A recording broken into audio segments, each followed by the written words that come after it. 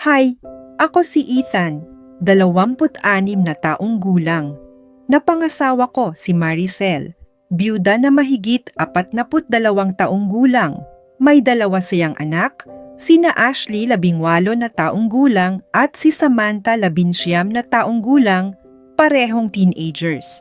First day ko pa lang sa bahay nila sa San Fernando, Pampanga, ramdam ko na agad ang cold treatment sa akin ni Ashley. Di ko gets bakit mas gusto ko ang mas matanda sa akin. Siguro dahil kay Maricel. Ang ganda niya, maputi, alagang-alaga. Sa una naming araw, ramdam ko ang love ni Maricel. Kahit may 2 kids siya, alam niya paano ako pasayahin. Parang di ako magsasawa sa kanya. Malaki ang bahay nila, 3 silid, kusina at banyo. Madalas ko makita si Ashley and Samantha sa sala. Nakahiga and watching TV. Si Ashley, serious always. Si Samantha, makulit at palatawa. Curious ako kay Ashley. Lagi siyang parang galit sa mundo. Bakasyon noon, so walang pasok ang mga bata. Si Maricel, nagtitinda ng gulay sa palengke kung saan kami nag-meet. Ako, walang work pa. Parang gusto ni Maricel magpahinga lang ako sa bahay and mag-ipon ng energy for the night para sa matinding digmaan na walang makakapantay sa saya. Ang swerte ko, di ba? Di ko kailangan mag-work. One day, lumabas ako ng room and nakita ko si Ashley and Samantha sa sala. Nakadapa si Samantha sa sofa at nakauslit ang 2 biyak na bunga, si Ashley. Nakahiga, ngumiti si Samantha, si Ashley umirap. Pero one day sabi ko, sa sarili ko ay mapapangiti ko rin siya. Kuya Ethan, watch tayo ng Netflix. Sabi ni Samantha and binigyan ako ng space sa sofa. Kuya, ang tawag nila sa akin, tuyang pa ako para tawaging papa. Umupo ako sa tabi ni Samantha. Ang ganda niya, maputi, mana kay Maricel. Mahaba ang legs niya and maganda ang katawan.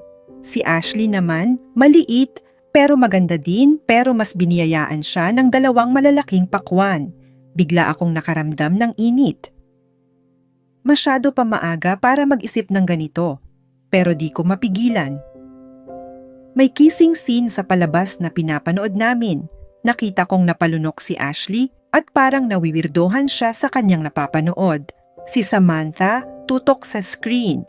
Naisip ko na baka mahilig din sila sa ganito. Pero wala akong nakikitang boyfriend nilang 2. Medyo awkward ako sa scene. Parang malapit na tumayo ang sandata ng sanlibutan. Tumayo ako at pumunta sa kitchen, di ko kinaya ang init na aking nararamdaman. Mali ito dahil sila ay mga anak ng kinakasama ko. Sabi ko sa sarili ko, pero kahit nasa kusina ako, sumilip pa rin ako sa sala. Di nila maalis ang tingin sa pinapanood nila. And while they were watching, I did something that made me happy. At alam ninyo kung ano yon mga kabembang. Pagdating ni Maricel, excited ako. Sinundan ko siya sa banyo. Nakita ako ni Ashley, pero di ko pinansin. Nagulat si Maricel sa yakap ko. Hinalikan ko siya ng mabagal at binulungan ko siya sa kanyang tenga na may konting hangin at sabi ko, "Ang hot mo naman ngayon." Di na siya nakapalag. Siguro, namimiss din niya ako. Mainit ang nararamdaman ko at galit na ang aking alaga. Nakasandal si Maricel sa pader at nakapikit habang dinidiin ko sa matambok niyang kuweba ang aking sandata sa labanan. Di ko maabot ang gusto ko kasi at hindi ako makahiyaw. Dahil nagpipigil kami ng boses, baka marinig kami ng mga bata. At binilisan ko na ang pag-urong sulong sa aking sandata ng sanlibutan. At napahiyaw kami na nakatakip ang bibig. Sa wakas ay sabay naming maabot ang dulo ng rurok. Napasigaw ulit si Maricel na parang nababaliw. Pawis kami pareho. Nakangiti si Maricel, parang walang problema. Nagkalat ang gamit namin sa floor ng bathroom. Naligo kami na magkasama. Paglabas ko ng bathroom, nakasalubong ko si Samantha. Napaisip ako bakit siya nandoon? Parang hinihintay niya ako. Bumaba ang tingin niya sa akin. Iba ang tingin niya, parang may gustong sabihin. I just smiled, konting kindat, and went to our room ni Maricel. Nagpahinga ako saglit. Pagdating ni Maricel, nagbihis siya. Nagsindi ako ng yosi and watched her. Sabik na sabik ka ah? Sabi niya. Tumawa lang ako. Siyempre, buong araw kang wala, sabi ko. Umiling siya and lumabas ng room. Sabi niya, tatawagin niya ako pagkakain na. Ang swerte ko talaga. Humiga ako sa bed namin. Iniisip ko ang mga bata niya. Ini-imagine ko if magagawa ko rin iyon sa kanila, siguro ang sarap nun kung silang lahat sabay-sabay. Maya-maya, kumatok si Maricel. Kakain na raw. Tumayo ako and went to the kitchen. Nakita ko sina Ashley and Samantha nakaupo na. Iba ang tingin ni Samantha sa akin na parang gusto niyang papakin ang saging na nakatanim sa baba ng aking tiyan. Si Ashley, di ako tinitignan. Tahimik kaming kumain. Dadalaw ako kina tatay sa Makalawa? Gusto niyong sumama? Tanong ni Maricel. Nagulat ako, di niya sinabi sa akin ito. Dito na lang ako, kayo na lang ni Samantha, sabi ni Ashley. Nagulat ako. Alam kong di ako isasama ni Maricel. At mas mangulat ako nung narinig ko na hindi din sasama si Ashley. Na-excite ako. Maiiwan kaming dalawa ni Ashley sa bahay. After kumain, pumasok sila sa room nila. Naiwan kami ni Maricel sa sala. Sabi niya, bantayan ko raw si Ashley. 3 days silang mawawala. Tumango lang ako. Iba ang nasa isip ko. Nanood ako ng Netflix. Sabi ni Maricel, matutulog na raw siya. Tumango ako, sabi ko, susunod na lang ako. Tahimik na ang house, TV lang ang maingay. Inaantok na ako, pero nakita kong bumukas ang pinto ni Samantha. Sumilip siya, and nagtama ang tingin namin. Nginitian ko siya. Lumapit siya sa akin. Umupo siya sa tabi ko, and parang sinadya niyang dumikit ang legs niya sa akin. Patay ang ilaw, TV lang ang nagbibigay liwanag sa amin. Nagkatinginan kami ni Samantha. Parang nawala ang antok ko. Gusto kong ipaupo siya sa lap ko. Pero nagpigil ako, baka may plano siya. Narinig ko kayo kanina sa bathroom. Bulong niya sa akin. Alam mo bang open-minded ako? Alam kong gusto mo ako, kaya wag ka nang magpakipot. Sunggaban mo na. Kinilabutan ako. Hinalikan niya ang tenga ko. Tuwang-tuwa ako. Hinawakan niya ang kamay ko at hinalikan ko siya. At dun na ang unang hudyat sa pugad lawin. Sabik na sabik ako na parang nababaliw sa sobrang init na aking nararamdaman. Parang bumalik ang lakas ko. Di namin inisip na baka makita kami ni Maricel. Ang alam ko lang, gusto ko ang ginagawa namin. Mabilis kong hiniga si Samantha sa sofa. Passionate ang halik ko sa kanya at inalis ko ng dahan-dahan ang aming mga pantakip sa aming sarili. Ilang saglit lang ay yumayanig na ang sofa.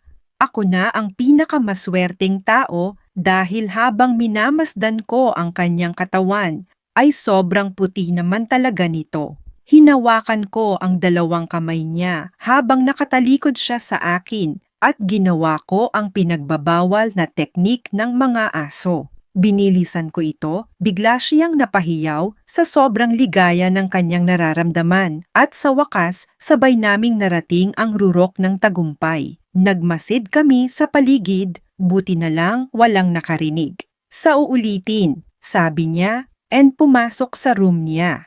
Nakanganga akong naiwan. Dumating ang day na umalis sina Maricel and Samantha papuntang province para dalawin ang tatay ni Maricel. Naiwan kami ni Ashley sa bahay. Wala akong masamang intention sa kanya. Kahit na lagi siyang masungit sa akin. Ako na rin ang nagluto ng food namin. Sabay siyang kumain, pero tahimik lang. Di ko magawang mag-start ng conversation. Baka ma-awkward lang kami. Lunchtime noon, sabay ulit kaming kumain. Kumuha siya ng ulam and nilagay sa plate niya. Ako ang nagsaing, kaya ako rin ang nagluto ng ulam. After eating, Tatayo na sana ako nang magsalita siya. Di ka na pala naglalaro sa kabilang barangay? Nawili ka na kay mama? Sabi niya na ikinagulat ko. Alam pala niyang naglalaro ako ng basketball sa kabilang barangay. Ibig sabihin, nanonood siya. Pero di ko siya napansin dahil marami akong fans doon. Tinatamad na rin kasi akong gumala. Sagot ko and umupo ulit sa harap niya. Masaya akong kinausap niya ako kahit papaano. Kaya rin ako di na pumupunta doon kasi di na kita nakikita. Alam mo bang tagahanga mo ako? Sayang lang at kay mama ka pa napunta. Bakit nga ba? Ang bata mo pa tapos pinatulan mo si mama? Ang daming naghahabol sa edad mo. Nagulat ako sa narinig ko. Kaya pala masungit si Ashley sa akin, may gusto pala siya sa akin at nagsiselos siya kay Maricel. Di ako nakasagot, nakatitig lang ako sa kanya. Maya-maya, natapos niyang kumain niligpit niya ang pinagkainan namin. Sinundan ko siya ng tingin, di pa rin ako makapaniwala. Tumayo ako at kumuha ng tubig. Uminom ako. Pumunta ako sa sala at umupo. Patay ang TV, wala akong balak buksan. Iniisip ko pa rin ang sinabi ni Ashley. Nasa kusina pa rin siya at naghuhugas ng pinggan. Pinakiramdaman ko ang bawat kilos niya. Lumapit siya sa akin at umupo sa tabi ko. Nagulat ako. Tumayo siya ulit at pumunta sa kwarto niya. Maya-maya, sumilip siya sa pintuan at sininyasan ako. Sabi niya, masakit daw ang balikat niya. Pwede ko raw ba siyang hilutin? Nag-aalinlangan man ako, pumunta ako sa kwarto niya. Unang pagkakataon kong pumasok sa kwarto niya, maliit na kama at nakabukas ang bintana na tinatakpan ng kurtina. Nakabukas din ang electric fan, gumaganang pakiramdam ko. Humiga si Ashley sa kama. Alam ko ang gusto niyang mangyari, pero hinintay ko siyang kumilos. Umupo ako sa kama at sinimulang masahihin ang balikat niya. Nakita ko siyang pumikit nang dumampi ang kamay ko sa balat niya. Ramdam ko ang kakaibang init na dulot niya sa akin. Iba ito sa lahat ng babaeng nahawakan ko. Parang nakukuryente ako. Pero iba ang pakiramdam. Parang magnet ang katawan niya, gusto kong dumikit sa kanya. Malakas ang tibok ng puso ko. First time kong halos makalimutang huminga sa ginagawa ko. Pababa ng pababa ang kamay ko mula sa balikat niya. Di ko na napigilan ang sarili ko. Pinaharap ko siya sa akin. Tinitigan ko ang mata niya at dahan-dahang lumapit ang labi ko sa labi niya. Inaasahan kong tutugon siya sa halik ko. At di nga ako nagkamali. Magkahawak kamay kaming dalawa habang tinatamasa ang sandaling iyon. Mabilis naming narating ang rurok. Pawid na pawis ako at sobrang saya. Parang wala nang bukas. Gusto kong sulitin ang pagkakataon. Napangiti ako, hinaplos ko ang buhok niya at hinalikan siya sa ulo. Maya-maya, napapikit ako at nakatulog habang magkayakap kami. Nasundan pa ang pangyayaring iyon ng ilang beses, lalo na't 3 araw silang wala. Pakiramdam ko, ako na ang may-ari ng mundo. Nagagawa namin ang gusto namin, gaya ng paglalaba at paghuhugas ng pinggan. Walang kapag-uran ako, lalo na't habang tumatagal, mas lalong gumaganda si Ashley sa paningin ko. Hanggang sa umuwi na sina Samantha at Maricel. Nalimitahan na ang ginagawa namin, halos di na namin magawa iyon. Di ko na rin magawang lapitan si Maricel kay Ashley na ang puso ko. Ayaw kong magkasala. Mahal ko na si Ashley, pero nasa komplikadong sitwasyon ako. Kinasama ko ang ina niya at naging kami ng kapatid niya. Ngayon, mahal ko si Ashley. Di ko alam kung paano ako makakatakas sa sitwasyong ito nang hindi nasasaktan ng mga babaeng nakapaligid sa akin. Mahirap ang sitwasyon ko at nagseselos si Ashley kay Maricel. Lagi ko siyang sinusuyo, pero gusto niya kaming dalawa lang. Hanggang sa wala na akong naisip na ibang paraan kundi ang itakas si Ashley para maging masaya kami. Sana mapatawad kami ni Maricel. Nabuntis si Ashley at mahal na mahal ko siya. Ayaw kong mawalay sa mag-ina ko, kaya nagpakalayo-layo kami at namuhay ng tahimik. Nagpakalayo-layo kami at namuhay ng tahimik. Ngunit ang tahimik na buhay na iyon ay hindi nagtagal. Ang konsensya ko ay unti-unting kumain sa akin. Alam kong mali ang ginawa ko. Hindi ko dapat sinaktan si Maricel, ang babaeng nagmahal sa akin ng buong puso. Hindi ko dapat niloko ang mga anak niya, lalo na si Samantha na itinuring akong kuya. Isang gabi, habang nakatingin ako sa natutulog na si Ashley at ang aming anak, napagtanto ko na hindi ito ang buhay na gusto ko. Hindi ito ang pagmamahal na hinahangad ko. Ang pagmamahal na nakabatay sa kasinungalingan at pananakit ay hindi tunay na pagmamahal. Nagdesisyon ako. Kailangan kong itama ang mga pagkakamali ko. Alam kong mahirap, pero kailangan kong harapin ang mga kahihinatnan ng aking mga aksyon. Iniwan ko ang isang sulat kay Ashley, nagpapaliwanag ng lahat at humihingi ng tawad. Alam kong hindi sapat ang mga salita, pero iyon lang ang kaya kong ibigay. Bumalik ako sa San Fernando, humarap kay Maricel at sa mga anak niya. Humingi ako ng tawad mula sa kaibuturan ng aking puso. Alam kong malalim ang sugat na iniwan ko at hindi madaling maghilom iyon. Pero umaasa ako na balang araw, mapapatawad nila ako. Hindi ko hinahangad ang kanilang pagmamahal. Ang gusto ko lang ay ang kanilang kapatawaran. Gusto kong matuto mula sa aking mga pagkakamali at maging mas mabuting tao. Mga kabimbang, ang kwento ko ay isang paalala na ang bawat desisyon natin ay may katumbas na kahihinatnan. Ang pagmamahal ay hindi dapat nakabatay sa kasinungalingan at pananakit. Ang tunay na pagmamahal ay mapagbigay, mapagpatawad at handang harapin ang mga hamon ng buhay. Kung ikaw ay nasa isang sitwasyon kung saan nalilito ka at hindi mo alam ang gagawin, huwag kang matakot humingi ng tulong. May mga taong handang makinig at umalalay sa iyo. At higit sa lahat, huwag mong kalimutang mahalin ang iyong sarili. Dahil ang pagmamahal sa sarili ang pundasyon ng lahat ng tunay na pagmamahal. After kong bumalik sa San Fernando, maraming nangyari. I tried my best to make amends, but it wasn't easy. Maricel, though hurt, showed incredible strength, and eventually, with time, she found it in her heart to forgive me. Ashley, despite everything, understood my struggle, but our relationship remained complicated. Samantha, the sweetest of them all, eventually found it in her to call me Kuya again. A small victory but a significant one. I learned a very painful lesson. Ang pagtakas sa responsibilidad ay hindi solusyon. Ang pag-iwan sa mga taong nagmamahal sa iyo ay hindi madali. And the scars we leave, both on ourselves and others, take a long time to heal. I started working, trying to rebuild my life, one brick at a time.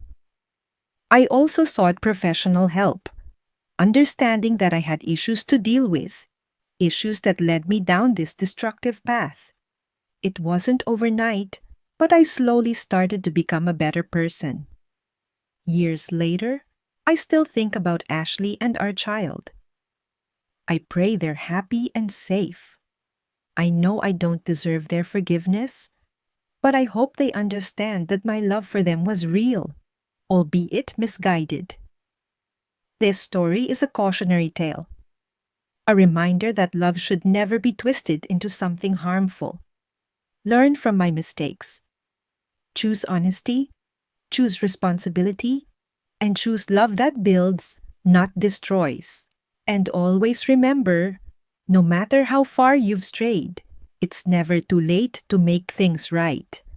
Kung gusto ninyo ang mga ganitong kwento, please like and subscribe dito sa ating channel. Hanggang sa muli mga kabimbang!